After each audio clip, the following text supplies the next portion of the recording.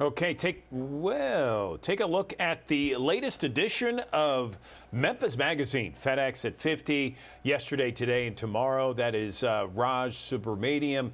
We talked to John Sparks, the author of that article. That is in the edition today and this month. Also is some focus on some eats and some drinks and some local places to go. And joining me now to talk more about this article, Dining Out, for example, Sam Cicci, the author of it. He's joining us on the digital desk to talk about this month's edition of Memphis Magazine. Good to see you again, Sam, as always.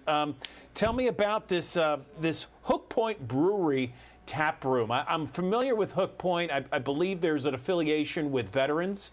And I think they brew the beer out in Collierville, but this new tap room's in East Memphis. Am I right so far?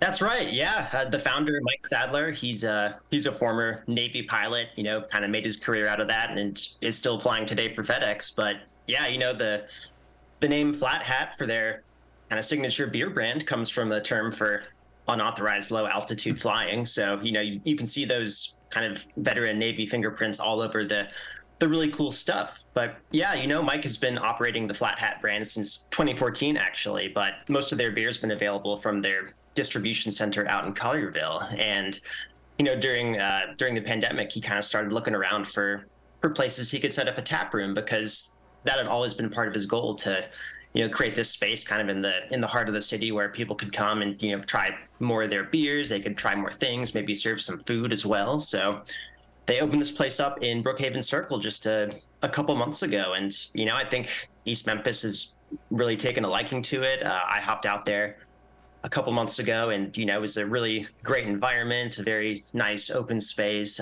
so many different beers to try, a lot of really cool bar snacks.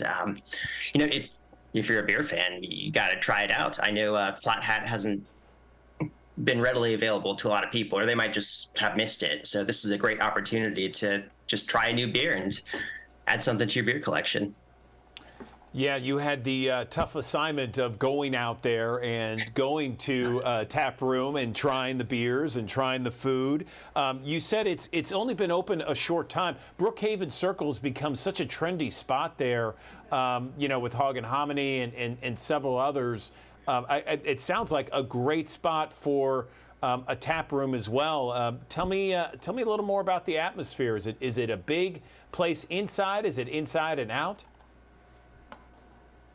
Hey, it's inside and out. It was still kind of wintry when I went over, so the patio was closed. But yeah, they've got a really spacious interior. They've got a really long, very nice bar you can sit at if you want to just hang out by yourself and watch the game. But they've got a separate, really large room, which has some pretty big tables. I think they've got a large community table in there alongside a bunch of other, smaller ones. So it's a great place to go if you want to just, have a beer for fun after work or something, or if you just want to, even take the family out or grab a large group of friends and, sit at that table, maybe meet some other Memphians and strike up a conversation, or, they've got plenty of shareable snacks in there too, which is definitely something I want to talk about.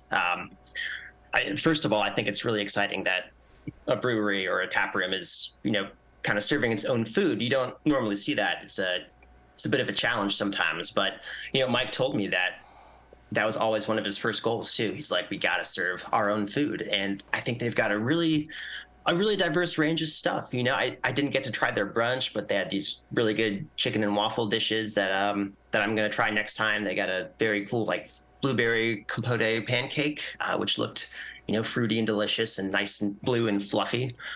But for my part, I tried a lot of the savory snacks. I think I got to draw attention to the duck wontons. Those were delicious. These little crispy fried triangular flat wontons with, I think, minced duck and a little bit of bacon in there too. It was just an excellent snack to really kick off the whole thing. And, stuff like pretzel bites, that's a classic bar snack. There are just so many different things that I think lend themselves to being the perfect accompaniment to a beer. So, whatever they're doing over there, they really got it down pat. And I think another cool fact is that they use beer, and I think almost all of their recipes. I know the afterburner bites, these little spicy chicken bites, they use their red ale in there, and that gives it a little bit of a an extra kick to it too. And I just think it's a really cool way to incorporate all the cool stuff they're trying into their kind of innovative menu.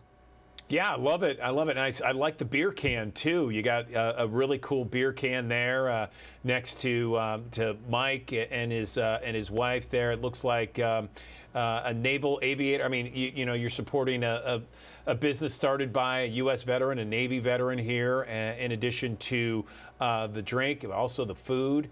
Again, you can learn more about Hook Point Brewery's tap room in the pages of the Memphis magazine here, this month's edition. That's what we're looking at right now. I also want to go to an article, Sam, you also wrote about getting some craft cocktails at Supper Club on 2nd. I went there a few months ago when it opened, and we had that one really nice table right by the street there, right by the glass. It was really a nice place. It was almost like a private table in a way, and I had the short rib, and it was excellent. They call it the shoddy rib, and it was quite good. Tell me about the cocktails.